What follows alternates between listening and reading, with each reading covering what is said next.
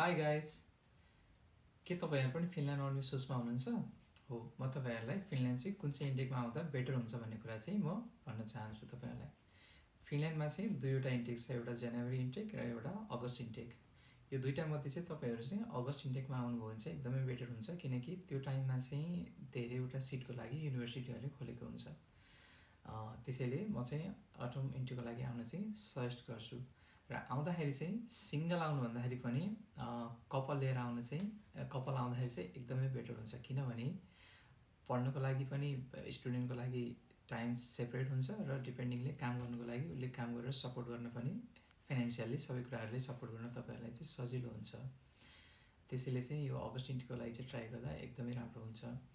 तर जनवरी इन्टेकमा आउनुभयो भने चाहिँ तपाईँहरूलाई चाहिँ समर जबको लागि फेरि अर्को अपर्च्युनिटी पनि हुन्छ, किनकि जब जनवरी इन्टेकको लागि चाहिँ तपाईँहरू यहाँ डिसेम्बरमा आइसक्यो हुनुहुन्छ अनि 3-4 मन्थ्स पढिसकेपछि अप्रिलमा त आफ्टर अप्रिल यहाँ चाहिँ समर लाग्छ, त्यसपछि तपाईँहरूलाई जबको पनि अपर्च्युनिटी अलिकति बढी हाई